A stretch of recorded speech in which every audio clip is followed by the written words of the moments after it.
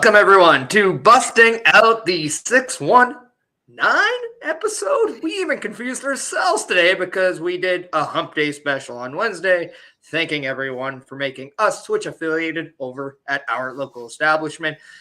So we are not exactly the Ocho anymore. We are the 619 episode. But again, we're here, and I am Chris Parrish alongside with Bobby Money Munson. Bobby, how are you doing?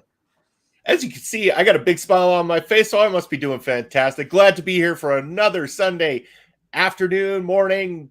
I don't know. Times have been changing all over the place, but definitely not in my neck of the woods anyway. So hopefully everybody's doing wonderful, and hopefully you set back here, set forward your clocks, whatever it is that you guys all do. We don't do 0.5. We get that. We take that crap out of here. We just add another episode because people support us, so we give them what they want. That is the busting out mentality, and that is the Ole way. Uh-oh. It looks like we don't understand the ads here on the show just yet. You put on my comment, and it went to an ad break. Well, we apologize, so we'll just do this. You know what? That's a great reminder that if you subscribe, you can get rid of those ad breaks, and you can see all the comments we put through those ad breaks. That's right. That's right. You can do that as well, too. You don't have to. You can just follow right along. We're happy to have again, just so you can see it again. But there's all sorts of fun stuff going here over here at OLE. There, Parrish, we've even got, I think we've got some emotes built into the OLE Twitch now as well, too. So you guys do send out some emotes. You can have some fun with that kind of stuff. As you see, we got some playing around with those set emotes right now. Oh, I'm still an ad. Okay, we need to learn how this ad break stuff works, man. This is like our first day. So no. There we go. But yes, there's some of the set emotes that are now available on Twitch there as of this morning. But there we go. Okay, so we gotta go over to there you go, Andre. There you go. Yeah. Sorry, Andre. Again, as we mentioned, we're not quite used to the ads yet. We will learn. We're learning, as we say, over here at OLE. So yes, it's still a very new thing to us. But as we said, if you do subscribe, you can get rid of the ads. The ads are necessary because we need to make some of this so that we can, make the show better for each and every one of you. And that's what we're here to do. We're here to make the best possible content that we can over in OLE. And yes, you do. Yeah, that's right. I've been hard at work this morning already to make stuff like that happen. There's a few of them in there. In fact, Andre, if you look in the Twitch emotes there too, you'll see one for the for your logo there for the Andre and Melball talk show. Check it out. It's right in there, my man. We got everyone covered. Oh, and welcome, Melball. How are you? Right. Thank you for joining. It's a rocking show here today. Everybody's up bright and early. We're tearing away the comments just like a certain well, I guess we got to do it.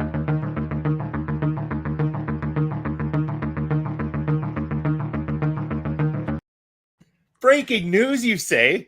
Yeah, Logan Paul's out for a really long time because despite his attempt at stealing the Astrid Pizarro natural pose of stardom, he also tore his meniscus, ACL, and MCL. So Logan Paul putting it all out on the line, a crown jewel, and not only coming up short, but also tearing his entire lower body in the process. Well, you know what? Here on Busting Out, we regret to inform you that today is our in memoriam episode for Logan Paul's career in professional wrestling. It really isn't, but it is. It was a very long and lustrous career of copycatting everybody else's famous moves. But I want to say Astrid just has one of those voodoo dolls of Logan Paul and just like bit the leg off. Yeah.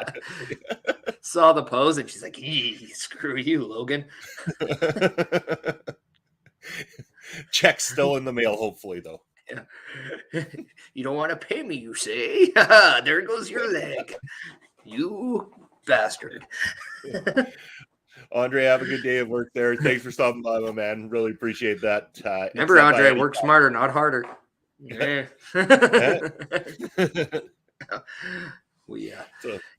So yeah, Logan Paul out for a very long time. I'm sure the product is going to miss him terribly.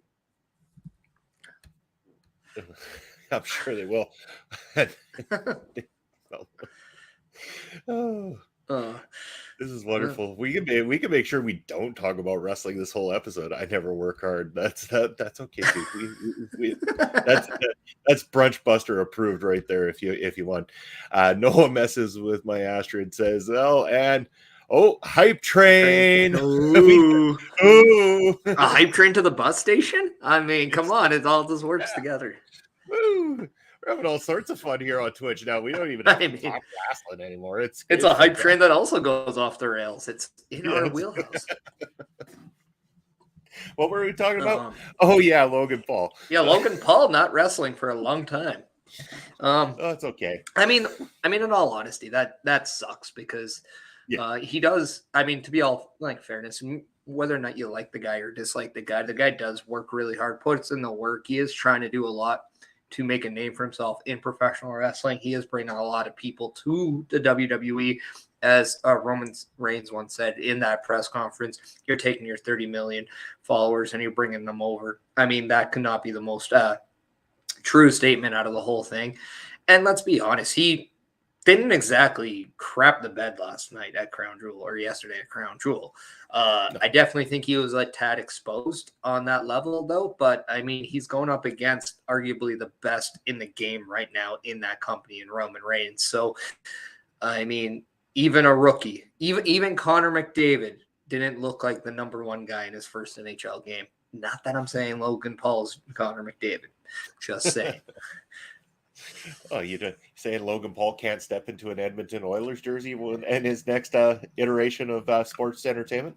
I think that's when you see 17,000 people throw their jersey on the ice, if that's ever the day.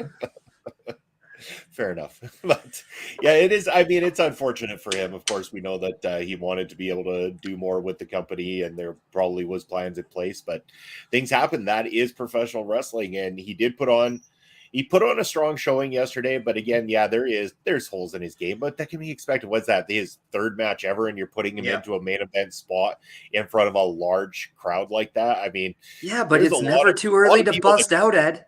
Never too early to bust out. We do this shit 24/7. All right. That's right. Sometimes we randomly show up on a Wednesday night. Sometimes, we Sunday spend a lot of money on trains because they go so off the rails here on Sunday that we never see them again. We always have to buy new trains. Yeah. That's why we appreciate the hype train, because that's a new train now. That's right. And yes, brunch will be served on here. You just got to stick around for a little while longer. Yeah. We can eat with you. Yeah. I mean, yeah, gotta eat them dubs, it is football Sunday. So actually my team doesn't even play today. They play tomorrow, so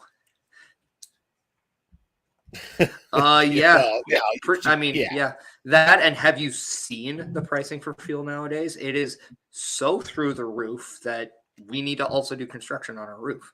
I mean, that's why we have so many ad breaks. Yeah. Those ads are they're paying for the trains that we keep wrecking.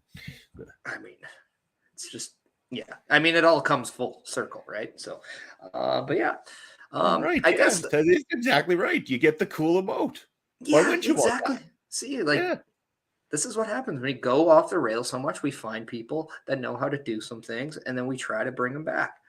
Yeah. And they make some emotes. I mean, it's all good. I mean, I hope this makes sense because I don't think it is, but I'm pretty sure. I don't know if it worked or not, but we might even have sound files for when we get bits given to us here on the Twitch channel. So that's a cool thing as well, too. That is a possibility. So if we ever get bits, we'll find out. I know we have this one. Ole! Oh, ole. I was smart enough to take the loop off. Oh! And yeah, the TV talk one might need some adjusting. I agree with you, Ed. It was just trying to put some stuff in quick this morning. And there's the Chris Parrish one, of course. And I thought it was Ole. Yeah, after yesterday, it was Ole. Yeah. At least it was temporarily Ole. Speaking of our episode being the 619, I mean, in reference to the one who is the master of the 619, Rey Mysterio had a really good match against Gunther on Friday. Absolutely shocked of how well this match was. I was not sure. Like, it's not like I don't think either one of these guys are capable of putting on good matches, because all they do is put on great matches. But given the size difference, I was shocked on how well they worked together. And I thought it was absolutely amazing. Rey Mysterio versus Gunther, not a match I was expecting to see when Rey was moved over to SmackDown, but I'm so happy we got to see it. Yeah, and it's a credit to Rey Mysterio's capability of adapting to his opponent inside the ring, whether his opponent is on his level with quickness, size, speed, or whether or not he's going up against, a giant or somebody, of good size when you got like a Gunther. I mean, we know that he's been able to put on good matches with guys the size of The Undertaker, the Big Show and stuff like that in the past. And it's a testament to Rey's wrestling, and that's exactly what was on display on Friday night as he took on Gunther in that Intercontinental Championship match. And again, putting another well-established veteran of the game in the ring with Gunther and allowing him to get a credible victory as well is only establishing Gunther as a major player within the ranks of WWE. They are slowly developing an absolute top guy in this guy. Yeah. And the amazing thing, though, too, is just the usage of not only Gunther, but that Intercontinental Championship. We had Rey win a number one contender match, making that Intercontinental title look something worth fighting for, making it something more prestigious. Right now, we haven't seen an Intercontinental Champion that has done so much for that Intercontinental Championship, and I'm going to say probably since The Miz. And I think it's absolutely amazing, not only the importance of the way Booker is being perceived now, but because of that Intercontinental title just comes with it. And it's amazing, and it's hilarious to me now to see how many people don't have an issue with that current look of that championship, now that the perception of that title is the next most important championship in WWE since the WWE Universal Championship that's held by Roman Reigns. So absolutely amazing just to see that Intercontinental Championship be presented as something that we all reminisce of what it was back in the late 80s and in the 90s. So credit to credit's due to not only Gunther but Rey for what they did, but also the creative direction that Triple H is providing. Yeah, exactly. And you did mention about the look of it, and I know some people might not have liked it at first, but the thing was, that was such a far cry from what they had been doing with championships in the WWE that I liked it when I first saw it. As soon as I laid eyes on it, I'm like, it's a far cry from what the Intercontinental title is that I recall from my childhood, but at least it's not a big, gigantic WWE logo on a different colored strap. And that's what really stood out and really enjoyed about that. Yo, Papa Smokes is in the house here today. Can I do it like you do on Fusion? Oh, do it. It's Papa Smokes. Oh, yeah. Yeah. There we go. I always wanted to do that. Nice. Now we got more comments coming in.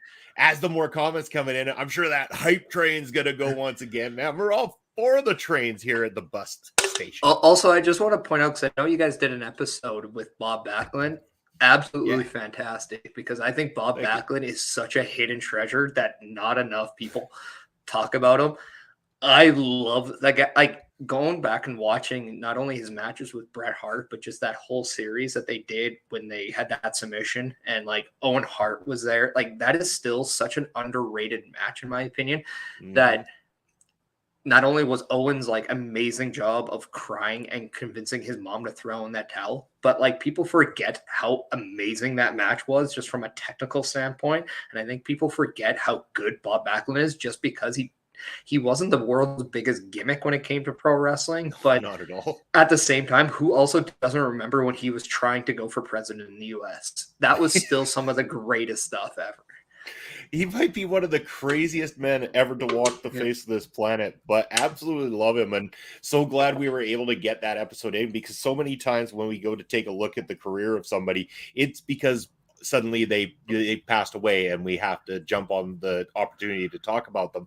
This time we had planned it. We said, no, we need to get one of these in well before that happens. And it was absolutely awesome to dig into the career of Bob Backlund and learn so much more about his history and everything like that. And anybody who wants to find out more about the really deep history of professional wrestling, reach out to my man Pop Smokes right there. That guy is an encyclopedia of professional wrestling history, especially dating back into the territory days. A lot of knowledge right there. You know who if I was to bring back Bob Backlund today to manage anybody, 100% it would be Chad Gable and Otis. And you can't tell me that chemistry wouldn't be amazing. Bob Backlund would make it work. Like, I remember how much of a disconnect it almost seemed like him and Darren Young kind of had. And they did have chemistry, but the kind of the dry humor sometimes that Chad Gable has would just fit so well. Plus the technical background that they have would complement and kind of like his mantra of like what he believes is like good wrestling.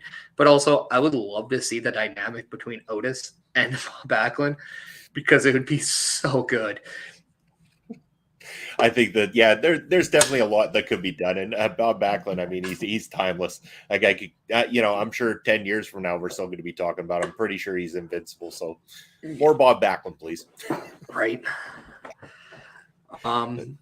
Yeah, but just Ed's coming in. Backlund might be a good mouthpiece for Gable Stevenson. Yeah, and I still think Gable Stevenson needs to be a part of Otis and Gable. Like, I want to see that become a faction. Well, that's what Kurt Angle had proposed at one point, if I'm not mistaken, as well, was to get Gable Stevenson along with Otis and Chad Gable in a stable that he would manage. But yeah, Bob Backlund would be a great fit for that as well, too, and maybe drive a little bit of that dry humor that you were saying that would be quite entertaining.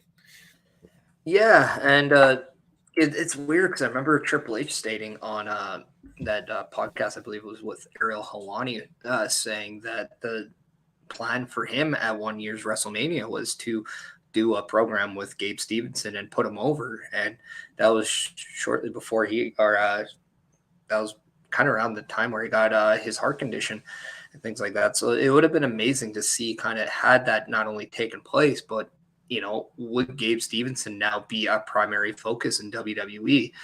Because the only thing we saw was that WrestleMania where he came out in and helped out with the Street Profits. So like we really haven't seen much of him lately. So it'd be interesting if not only is there still a plan to use him down the road, but is he really going to be part of the future in WWE? Because I just don't know where he would fit right now. Well, and the question becomes, is he really picking it up as fast as they want him to, too? Because they put all this hype into showing him he's a former, a former Olympian. He was a current Olympian, gold medalist, I believe, if not mistaken. I mean, this guy's got all those accolades, but the problem is that you can't assume that somebody from a different sport, albeit that wrestling, like Gable Stevenson does have some relation to professional wrestling as well too. It doesn't always mean that everybody is going to pick up the aspects of it and get it 100%. It is an advantage, but it's not necessarily, quite the same. And that's the thing. Not everybody's going to have that ability to transfer that knowledge over to a professional wrestling ring. Just because Kurt Angle did it so seamlessly and picked up on the business side of it perfectly doesn't mean that Gable Stevenson will do the same. I think it could take a lot more time and a lot more commitment on the part of Gable Stevenson before we'll definitely see that. And I should mention before we keep rambling on that just a warning, you guys, at the 30-minute mark, there probably will be another ad break. So if you are subscribed, you will continue to get to listen through that ad break ad-free. But if you're not, just a fair warning in advance that there is an ad break coming up very shortly. Yeah, and with a lot of people, I know a lot of people sometimes expect an ad break to not hear any content. But the reason why people do continue to go through the ad break, it doesn't exist, is so we can provide a good stream and a good content for the ones that are subscribed and they don't miss anything. It just shows the importance of subscribing. We all know that not everyone is capable of doing that, and we don't ask everyone to do it if they are unable to. But if you are able to and you do want to, please do. That would go a long way. That would help us out very much so.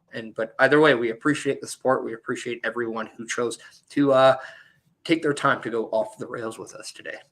And this is definitely going to be an episode of Busting Out, where if there's any topics that our chat has or they want to talk about, we're more than open to do it this time around. Our notes are very dry. In fact, they don't exist. I mean, if there was much to talk about from yesterday's pay-per-view premium live event, we'd be talking all about that. But we did do a full-on review yesterday after the show along with Astrid there. So, I mean, you guys can check out the replay of that as well, too, to find out our thoughts. But, I mean, there wasn't just a whole lot of big talking notes that came out of yesterday. No big shocks, no big surprises, no, I wouldn't say like mind-blowing matches to the point where it's like, damn, you got to go see that. That's going to be in everyone's top 10 list this year. Yeah. Also, I just want to kind of put out that I am just kind of reading something as we're going in, and it looks like the plan for Brock Lesnar and Bobby Lashley is to have that rubber match. And I guess it was something that Brock Lesnar had put out there, that he wanted a series of matches with Bobby Lashley, and that was definitely received very well with Bobby Lashley, who also wants a similar thing. So be prepared to see a kind of at least another match, but at least a continuation of the feud between Bobby Lashley and Brock Lesnar. And where do you put them at the next one? Like, are they going to rush it and put it on Survivor Series in a couple of weeks just to have it happen? Or do you do something else in the meantime? Like, do you involve those two somewhere else? Do you just not have them on Survivor Series? Like, what would be your thought on how to do this and prolong it to, say have at a Royal Rumble or a WrestleMania, even for that matter, without going too many times with these two guys? I would love them to almost have, remember in SummerSlam where they had Riddle and Rollins come out and just kind of fight. I know their match got taken out because of like time restraints, but they ended up just doing a small segment where they just fought each other. Yeah. I would love to see or maybe even if you went to the Survivor Series, you just do that again. Like I know we were saying yesterday, or I was mentioning about them doing an unsanctioned match, because by technicality, an unsanctioned match wouldn't count against their streak. But it's one of those where there is no winner. And I would like to see something like that where, the match gets thrown out because there's just too much violence, there's too much fighting, or, one of that. They're just not worried about the wins and losses between them. It's all about, revenge in any way. Like Brock Lesnar still wants revenge on Bobby Lashley because Bobby Lashley did get the upper hand on him a little bit in the match yesterday at Crown Jewel. And then Bobby Lashley wants a revenge because Lesnar somehow still snuck out that W. So why do you have to have a conclusion on the next encounter? And if that's the case, why couldn't that do something to escalate to a bigger and final encounter? And I would put that at the Royal Rumble simply because that is a name draw that the Alamo Dome would need. Like that's a big time event. And quite honestly, does Bobby Lashley and Brock Lesnar need to be in the Royal Rumble this year? Because I don't see them being legit winners this year. So why? Yeah, I mean, if you're just going for name power or just not having enough people, I can understand it for sure.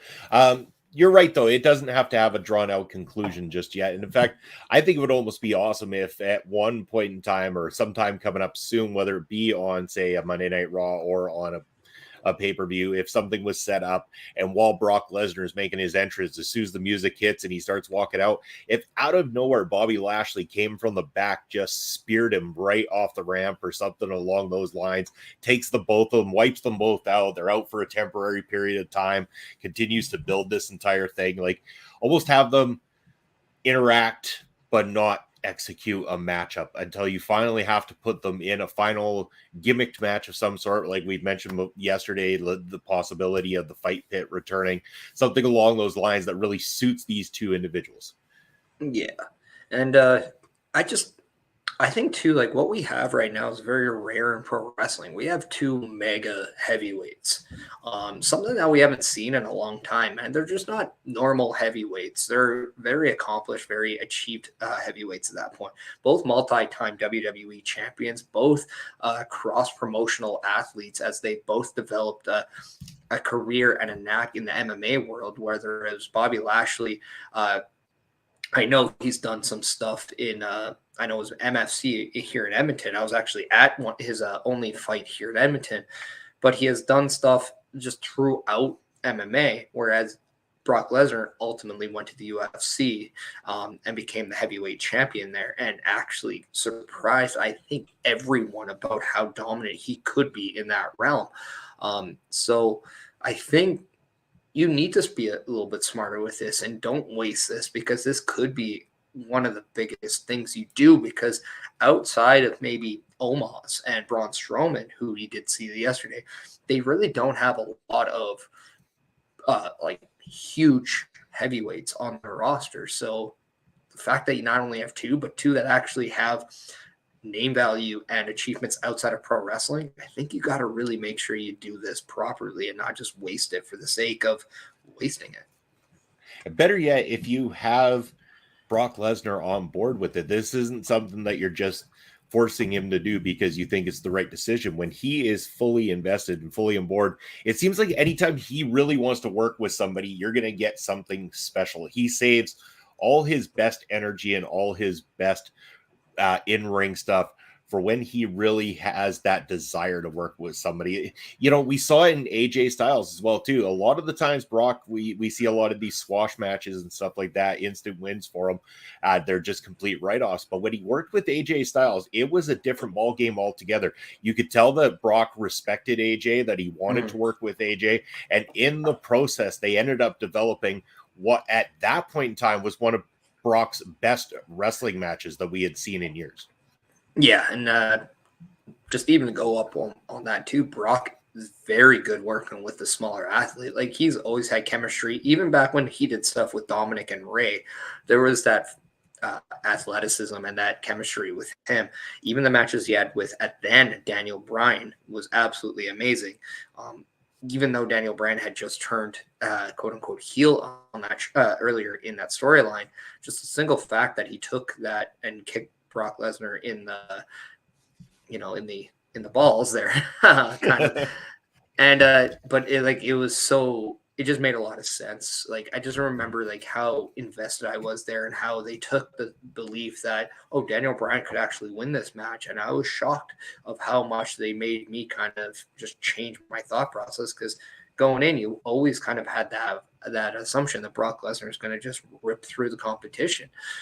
So his ability to kind of push that aside and kind of, change that, like, and he did the same thing last night or yesterday. Sorry, I keep saying last night or whatever, but it was yesterday. But he wasn't the aggressive one. So it just makes what he does so much more valuable. And that's why I say you can't rush through this, because it's a special thing that you're just not going to get anywhere else right now. There is no two big men anywhere else of that nature right now in professional wrestling. Yeah, you're right on that. And, it's wonderful. And what we did see yesterday, again, I know I mentioned it. I thought the match was quite good. It was intense. It had the intensity level you expect for these two behemoths to go in with and stuff like that. They're very well accomplished in what they do.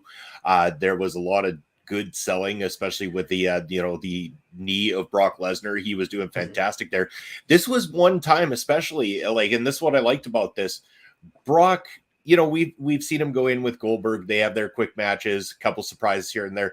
But in this one in particular, this one showed almost like Lashley being the Achilles heel of Brock Lesnar. There was a lot of Brock looking like he was in danger at times, that he wasn't sure how he was going to struggle to get out of fighting Bobby Lashley. He did not know how to put a stop to what Bobby Lashley was bringing to the table and the intensity that he was bringing to the table.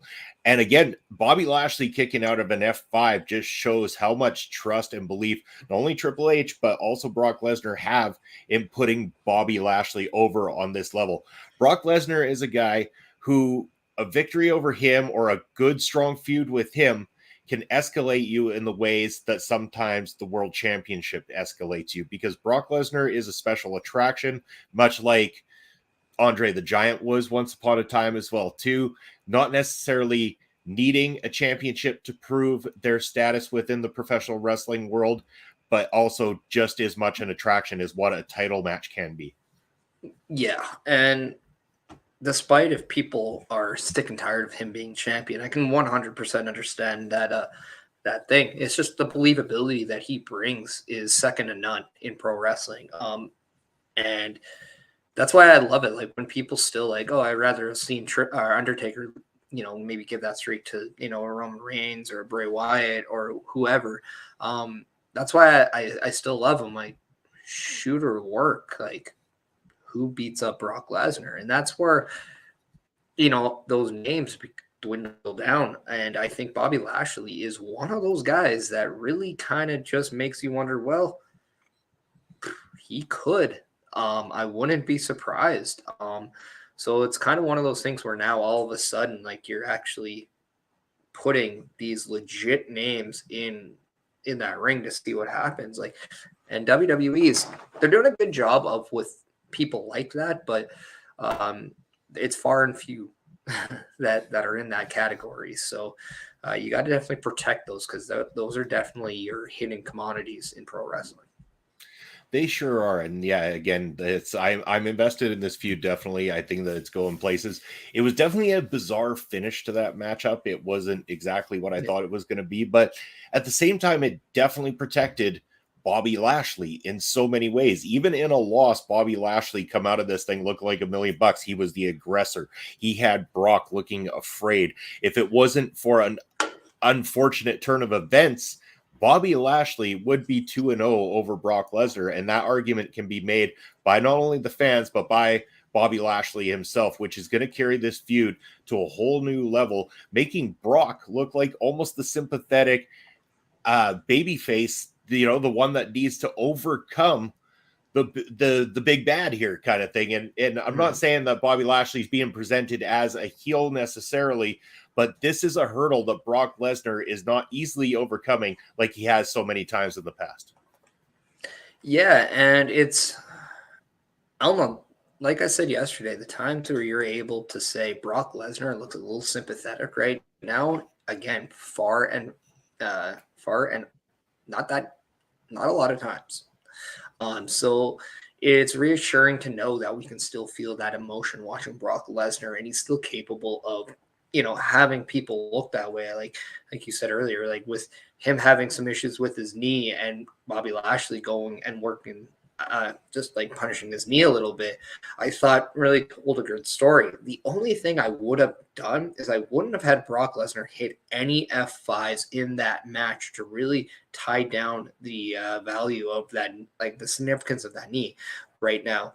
And I just don't understand like why Brock, like it just seems like they always have to hit everything in their repertoire in these matches. And the one thing I just would have done is stay away a little bit from any F5s or any moves like that to kind of just, resemble, hey, look, this is something that's causing Brock Lesnar to, be away from all the things that he knows. That way, making that finish where he was in the hurt lock and he just kicks off the rope and puts some pressure on Bobby Lashley, who still has the hurt lock as the pin's going on. I just thought that would have made it look a little bit better and a little bit more. It would just made a little bit more sense. Brock Lesnar outthinking Bobby Lashley in that match. So that's the only thing I would have. Bobby Munson right now is just just taking a little break right now. He will be back. He just will be with it. So I just want to take this time to showcase our sponsor and to talk about our sponsor right now. We got, there you are, Bobby.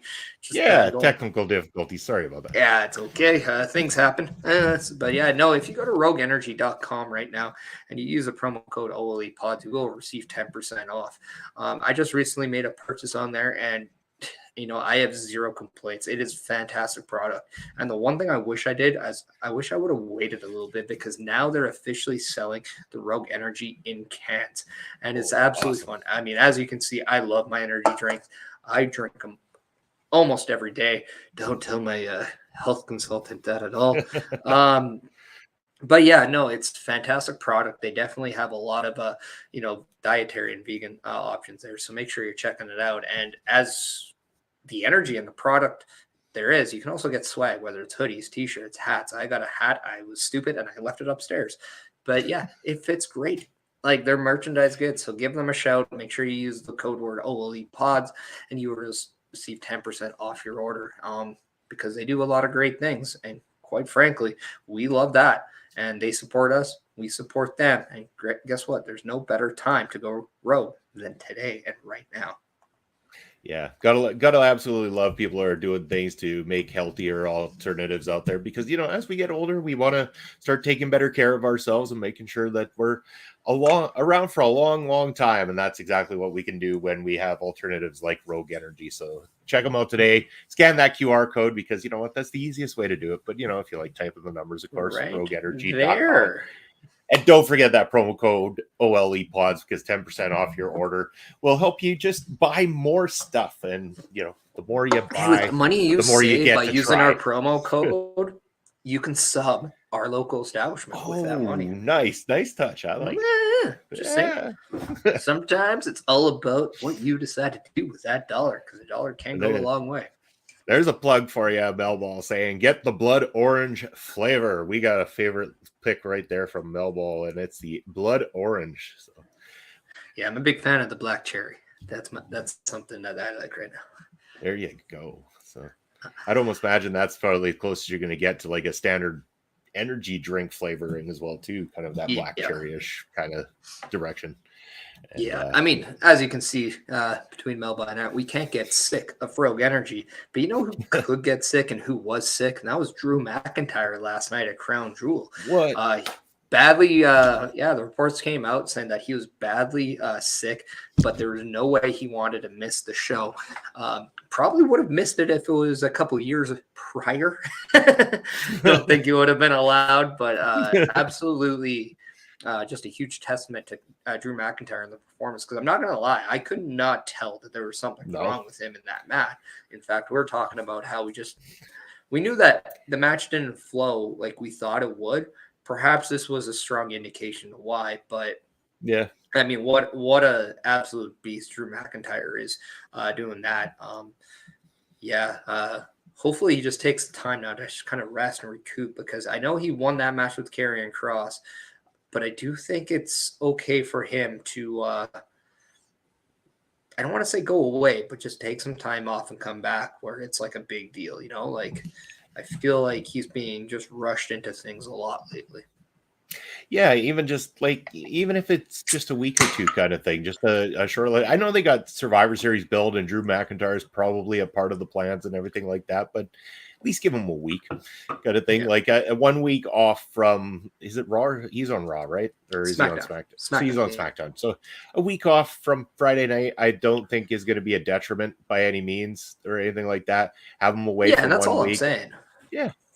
Yeah, let him get better. Again, we don't need him infecting everybody to the point where nobody's available for Survivor Series, which, again, that's coming up so quick, and they haven't dropped any plans as far as I know. I mean, they keep telling us. Well, they have War Games. You think, but we don't know who's in the War Games. Yeah. It'd be nice to know, or at least have something to go by. I mean, people are just speculating at this point. It's all spitballing right now. We have no clue, and it's when, I'm going to look it up. I'm going to turn it over Saturday, November 26th, I believe. Actually, hold on, let me get this. Today is the 6th, 13th, 20th, 27th. November, Saturday, November 26th. Yeah. You are correct, 100%. Nailed it. Yeah. I did look it up yesterday. I just wasn't sure if I remembered.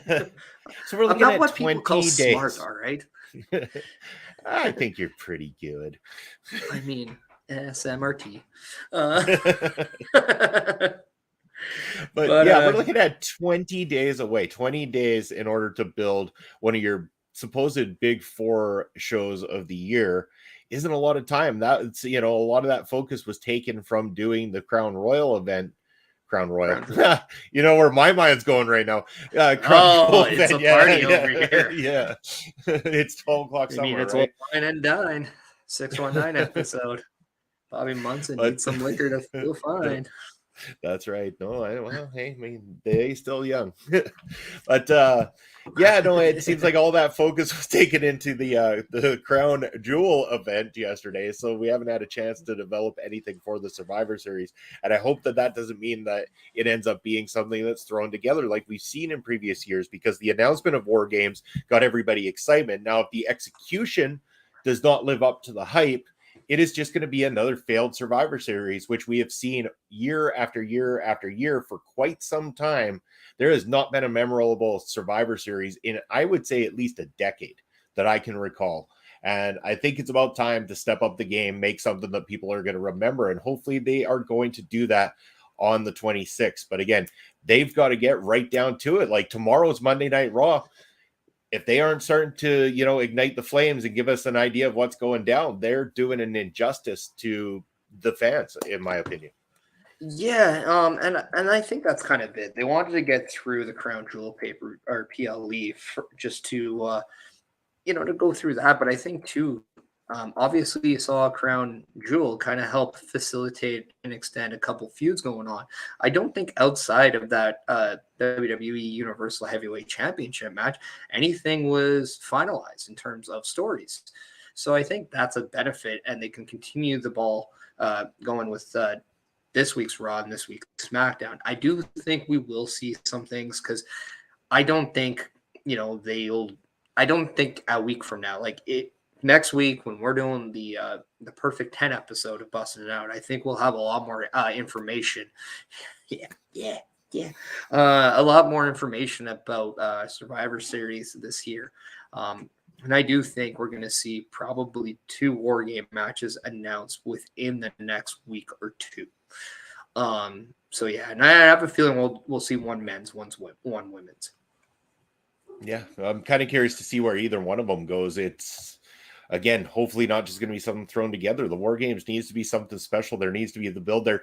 Clearly, the Bloodline, I am assuming, is the direction for one of the teams within the men's War Games. That seems like a no-brainer at this point. It's just a matter of collectively, who are they going to get in there against them, and what's the reasoning going to be? Why are you going to have this group of other people that want to lock up with the Bloodline, other than them being the dominant faction in WWE? That's about the only storyline I can see going into this currently that they can roll with.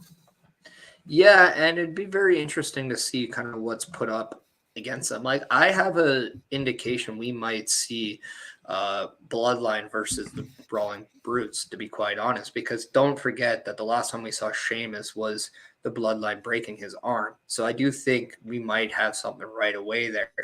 I wouldn't be against War Games this year being one of those stories where we start finally seeing a little bit more development on Sami Zayn's involvement, because as we saw on SmackDown, he was kind of slightly written off to participating in Crown Jewel, which we all know just from a political standpoint, he will not go there. Needless to say, the Crown Jewel fan, or the people at Crown Jewel, the Saudi Arabia fans, they still want their Sami Zayn. There was a plenty amount of "we want Sami" chants going in last night. So just to show the popularity of Sami Zayn right now is absolutely amazing. But given the continuation of Jay, who's not feeling very oozy right now, and Sami Zayn with the Bloodline, I can definitely see that maybe there might be a little bit more progression in that story, because I do feel we're eventually going towards a potential Sami Zayn versus Roman Reigns match.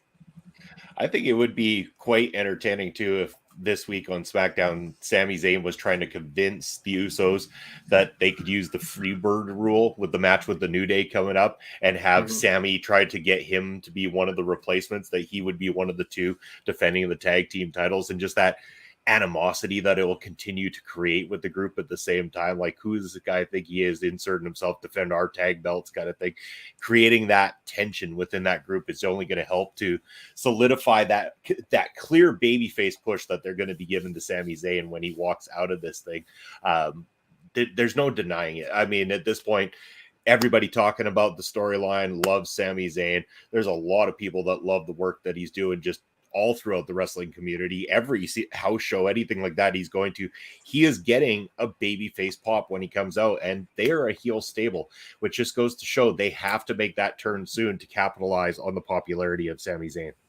Yeah, I wouldn't necessarily say they have to do it soon, but they have to be very smart with how they're doing it. They have to make sure they have their timing correct, because the last thing you want to do is have something like this, something that's so organic and natural happening, just fizzle out because you didn't know the right time to fire that gun, right?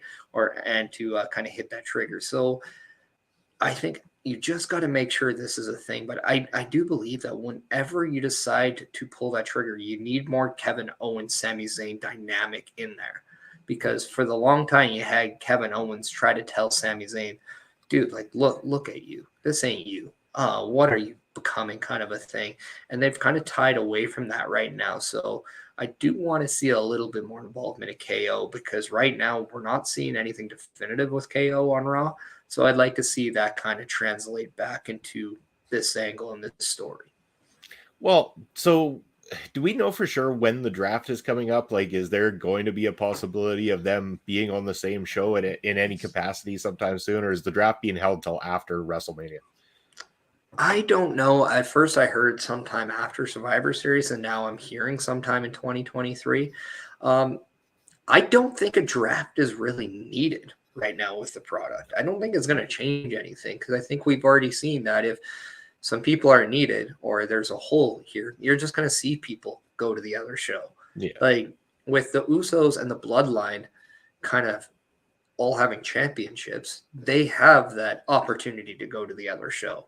So really, is there a reason for, Kevin Owens to be moved to SmackDown or anything like that, when the majority of the people in that, other side of that potential like storyline can just easily come over because of the rule that they are the champion? So I don't know. But the one thing I do want to see is I want to see a little bit more. If there is a draft, I want to see post that the people on SmackDown are SmackDown. People on Raw are Raw. I don't want to see people just move without reasons. We saw that there was a trade earlier when we saw Baron Corbin move over to Raw. And I think it was for Rey Mysterio. That was kind of tied towards that, right? Yeah. So why can't we just see a little bit more of that, just for the clarity of, they're just moving guys over for no reason again? Give us a little bit of a reason. Even if it's something minor of a trade, who cares? At least that's definitive enough for me to be like, oh, okay, this guy's now here because he was moved. Yeah, and I mean, I like that idea and stuff like that. You don't need a full draft. You could have trades between the two brands and everything. And I mean, if you're not going to adhere to it and people are just going to show up on whatever show, why can't you just essentially sort out generally who you're going to use on each show? And when it gets to a point where it's like, we don't really have any angles that work for this particular person on SmackDown right now, why don't we try to do a swap with Raw and see what we can do, bringing this person here and this person here for a while? And you don't necessarily need the entire draft to put that in place, or any definitive reason. If you don't call it a draft, or you don't call it two definitive brands that are at war with each other anymore, you really could just shift them between without reasoning at that point, once you realize that there might be new storylines to open up for them on the other program. And yeah, just leave it where, you have your essential people that you use on either one or the other kind of thing, and they don't shift all the time, that it's, when the time is right.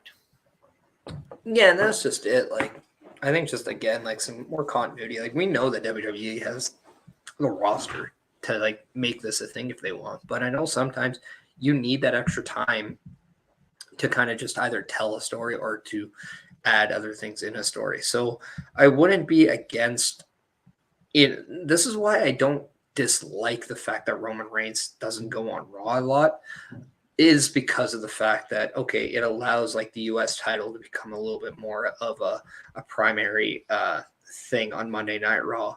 And if he doesn't necessarily wrestle a lot on SmackDown, I'm okay with that, because it makes Gunther and that Intercontinental title more of a must-get kind of a thing, and then makes Roman Reigns and that championship more of an attraction at the bigger shows, like what we saw at Crown Jewel. And I thought they did a very great job of making that a must-see match, despite the fact there's a lot of people that knew just right as soon as that happened, Logan Paul ain't winning. I think, too, a lot of people still checked it out because they wanted to see, are they going to do something absolutely insane or not? I think they told that very well. But again, I think WWE just needs to make sure that there's continuity going on. And if there's continuity, that's all they need to do. Yeah, and it's just like you say, it's a curiosity thing more than anything, whether or not you're certain it's going to go a certain way. The fact that you'll turn in on the slim chance that they might pull a fast one on you is, it's really interesting in that sense, because it's, nobody necessarily wanted this match with Logan Paul and Roman Reigns, but we had to know what the outcome was going to be. How was this going to play out? Was this going to be a quick and over with it? Would they pull a fast one? Could they possibly end the run of Roman Reigns, this one that they keep putting up there with some of the longest reigns of the championship in the history of the company, only to have him end up losing that to a flash in the pan YouTube star? Like, we were certain as wrestling fans, there's no chance that was going to happen, but we all tuned in, and there was a couple moments in that match you thought for a second, my God, they're going to do this to us. By God, I think the unexpected can happen. But no, and it was just, you know what, and you got to give credit where credit's due on at least the effort that they put into that. I think Roman Reigns deserves a lot of credit with his performance last night.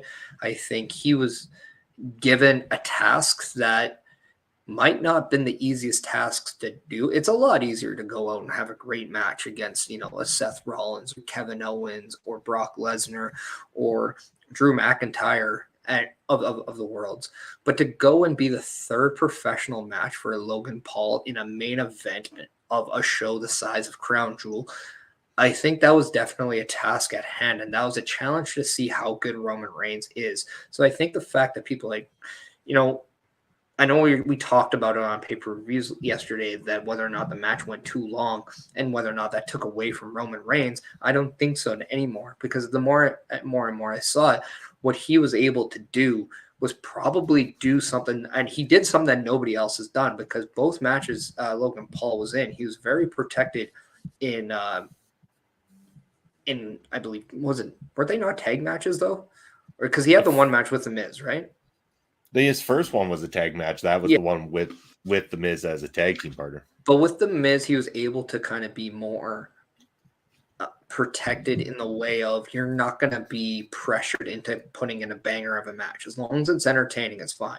You're going to get a different match with Roman Reigns. Roman Reigns, I think we can honestly say, does a lot more in his matches on a wrestling side than The Miz. Yeah. And Roman, I mean, he's fantastic. I mean, he's got a great respect for the business and the history of the business. He knows how to get a good show out of everything, because he doesn't allow things to be done too often. If some spot is going to be done in a Roman Reigns match at the top of the card, if you look back, that same spot is not going to be done throughout anybody's matches on the rest of the card, because he is old school like that. He'll have it where, if we're doing this, you're not doing it, you're not doing it, you're not doing it, and vice versa. If somebody else has a reason to be doing a certain spot in the match, he's not going to go do it in his match either, because he doesn't want to take away from it and everything to blend together. And that's what stood out about Roman. It's what stood out about his entire championship run this far as well too. He has been a testament to what a champion should be, whether there's some dusty finishes or not. When it comes to how he's kept that belt, he has done an excellent job. And the person who does take it off of him at this point now is somebody that they have to have a lot of faith in,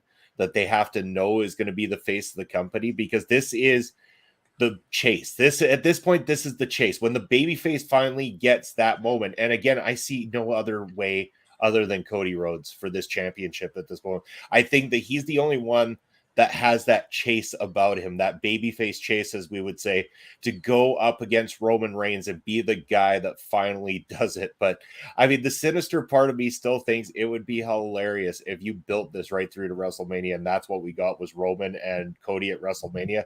Cody finally wins and he's celebrating, he's crying in the ring, almost that reminiscent of when Shawn Michaels finally won at WrestleMania and has that belt and he's got it and he's crying into it. And if good old Austin Theory, who everyone keeps forgetting about, were to walk on down, cash it on in, and steal that moment dirty like that from Cody Rhodes right at WrestleMania. I mean, well, okay, and then this kind of goes into a great conversation now. What is next for Roman Reigns? Because we know that Logan Paul will not be the next guy anymore because he's going to be out for a while. Therefore, anybody thinking, oh, are we going to see the Paul brothers against the Usos? That might also have to wait because also, and I'm reading an article from Wrestling Inc. right now, it looks like the plan for anymore with Jake Paul right now, there isn't anything concrete as it stands. There might be interest when the time's right, but as of right now, there's nothing set in stone and there's no deal on the table right now for anything else. Not to mention, if Logan Paul's unable to perform, you will not see a tag team between Jake and Logan Paul right now. So we know that the New Day is next for the Usos on this week's edition of SmackDown on the 11/11. So that's a remembrance day to remember right now because you know that's going to be a classic. But what is going to be the big match for Roman Reigns next? And I think this is kind of where it's interesting. I do believe right now Sheamus is the best bet to do. So what do you think about Roman Reigns' next opponent? Because he might not be at Survivor Series. He might not wrestle at Survivor Series per se. But if he does, not only who, but then what is his direction to the Rumble? Because I do think that it's clear cut that the winner of the Rumble, that's who he'll have. Yeah. And I mean, you're talking about who might be up at Survivor Series. Again, we don't know if he's going to be included in War Games or not. So it could be a 4-man War Games. It could be a 5-man War Games. We're not 100% sure. So he could be involved in that particular match. He could be defending the title at the same time. I think, Sheamus, that is the direction it seems to be going. And that would be logical after the attacks that happened to him. I think that you could get a solid match out of those two guys. They'll know how to work together. They're going to give a strong outing for that championship. You're going to have the fans clearly behind Sheamus. But, inevitably this, again, is going to lead to Roman continuing that run as the champion. And then after that, I believe that you're right. I think you could have the turn on Sami Zayn and have Sami Zayn go up, say, at the Rumble even. At that point to get that championship matchup, and whether it's questionable whether or not you're going to take the belt off Roman before WrestleMania. But if rumors are true, he's holding that thing right through to WrestleMania, which at that point makes me believe, do we think that he's definitely going up against the Rumble? Well, obviously he's going up against the Rumble winner if he's got both belts, but where does that leave you? Does that leave you to a return for Cody Rhodes to come in and take that spot? Or are they going to push for that inevitable return of the Rock? And would the Rock make a surprise return for the Rumble just to win it so he could face Roman? I mean, this one could go any direction. It is a very strange time and anything can happen right now. Yeah. And that's just it. And who's to say if a match with The Rock is actually going to be for the championship or not? I mean, we all like to think that that's going to be the play because we couldn't fathom, but I do think that there's a lot of stories right now that could go the other way, and The Rock could be the guy that costs Roman Reigns the championship.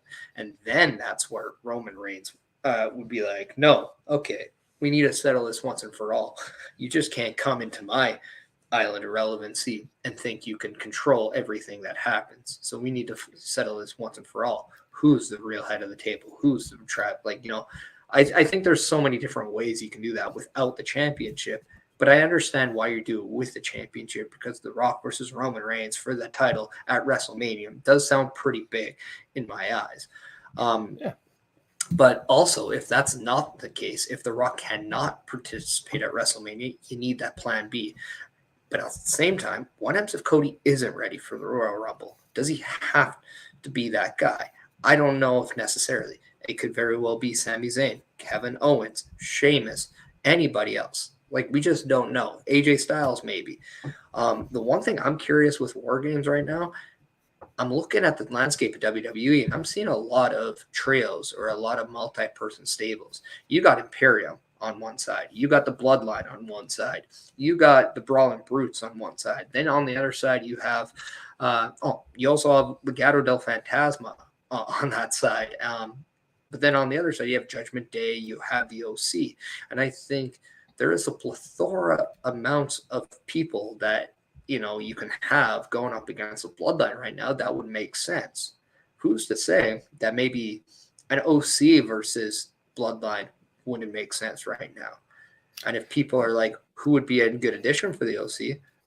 I think we just mentioned him. What about Cody Rhodes? That's a fair thought as well too. But again, he'd have to be ready to go here right away if we're doing that for the Survivor Series. But I'm just saying down the road too. Like it's all interesting to see what they can do because there's a plethora amount of reasons. I think nobody's going to complain if we get Roman Reigns versus Gunther anytime soon.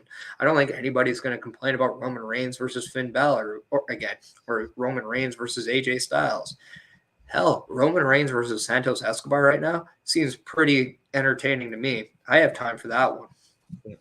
But see, you're naming all these factions, and the great thing about that is we don't even have to think inside of the War Games match itself. We got Survivor Series coming up in a few weeks' time. Survivor Series always was about the teams versus the teams in those elimination Survivor Series matchups.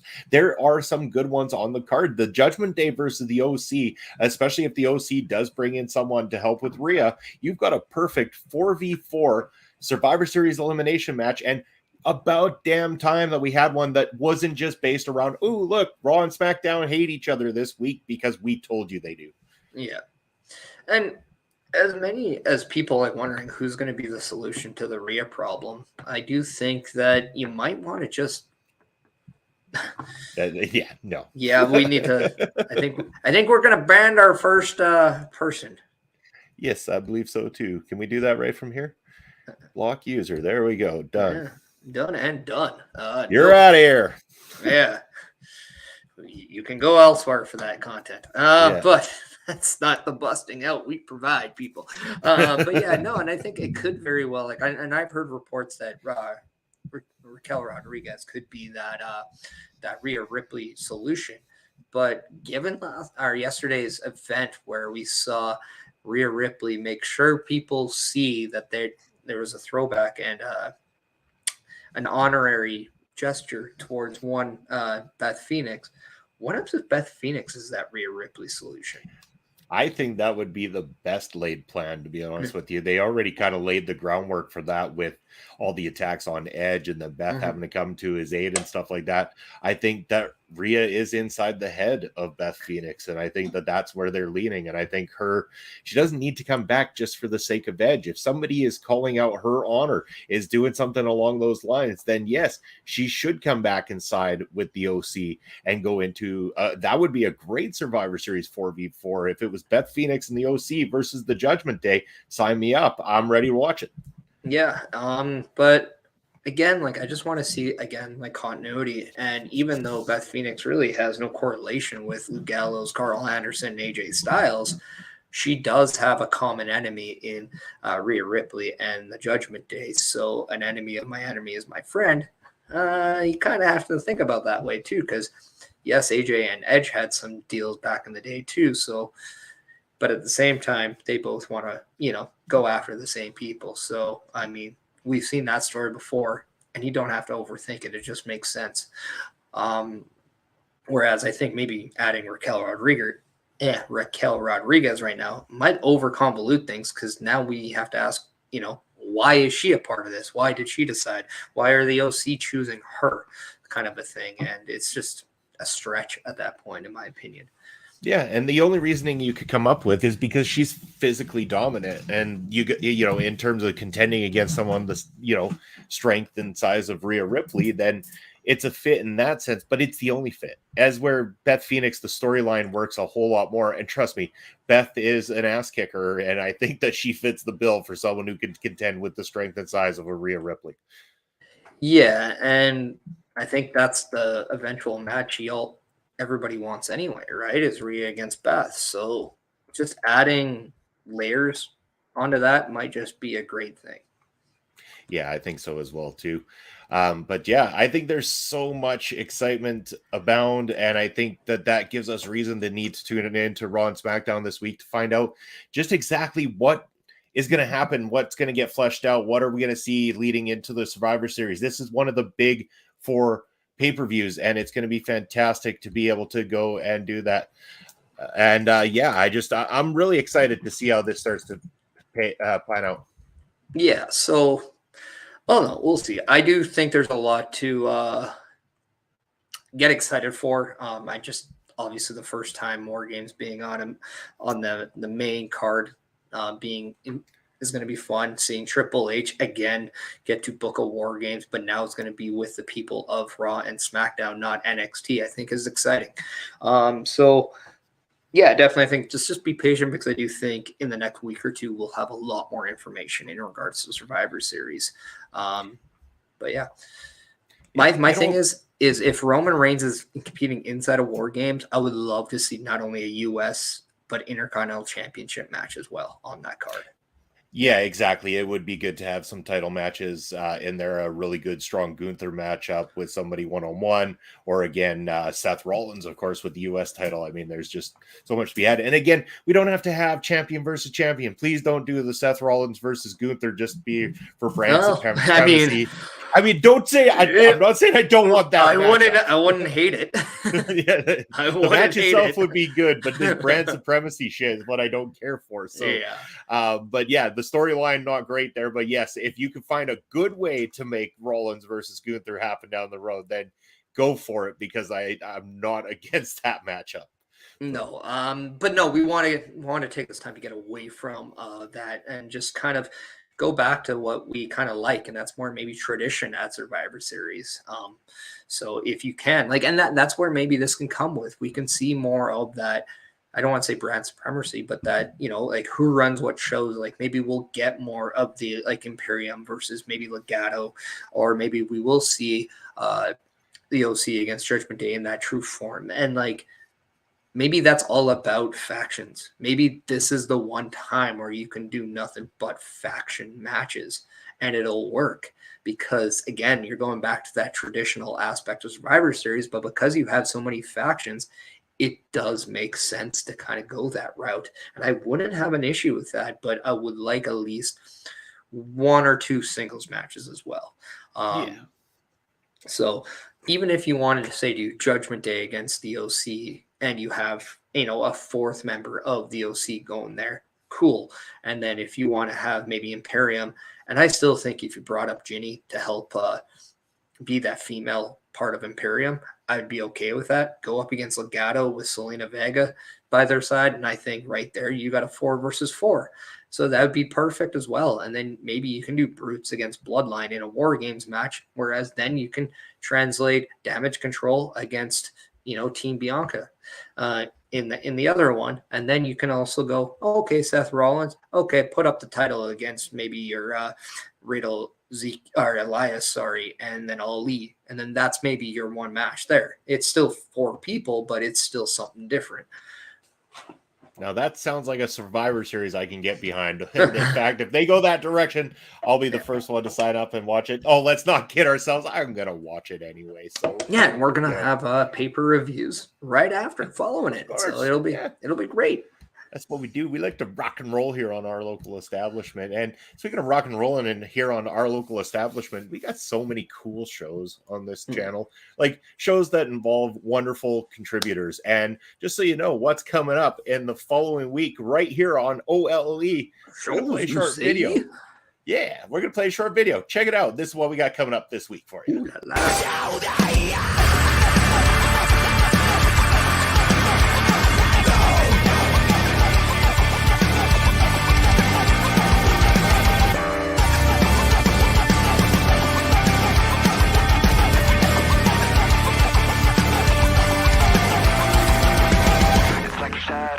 To me, like a voice inside my head. It's like a fight back and I'll tweet it. Falling, frustrated, intoxicated. I know I'm losing myself. I can't take it anymore. But I'm not done. I'm not done. I won't give up until the end. But I won't fall. I'll stand away.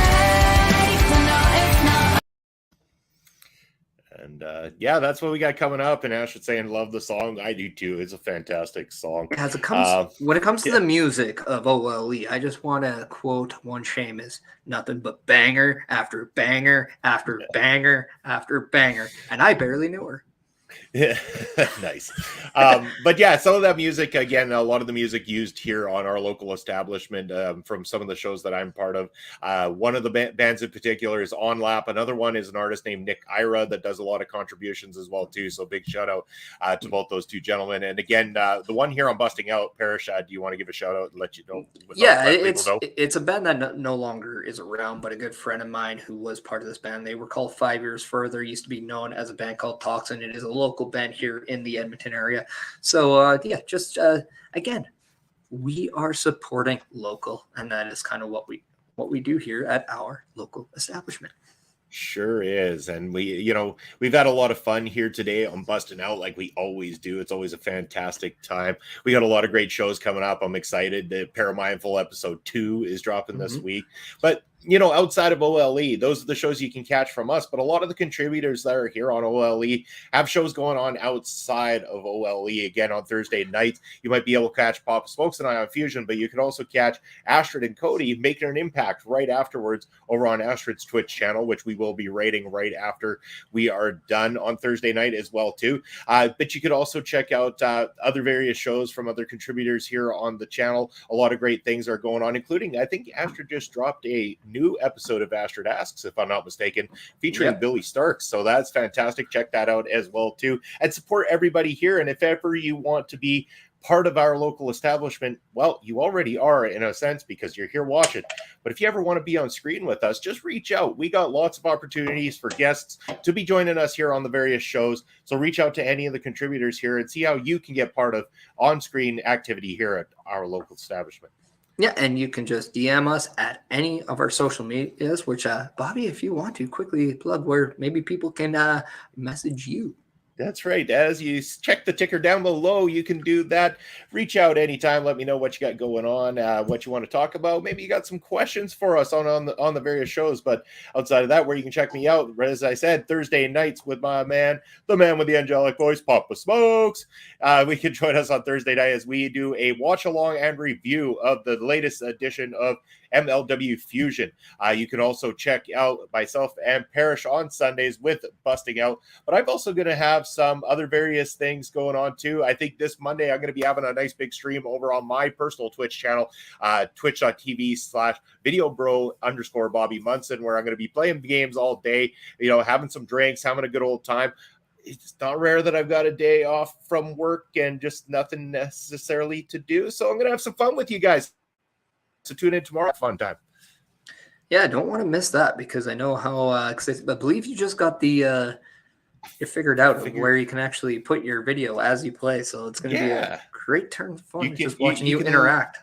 You can listen to me and watch me be the official world's worst gamer. It's going to be a fun time. Yeah, and I do want to watch that now.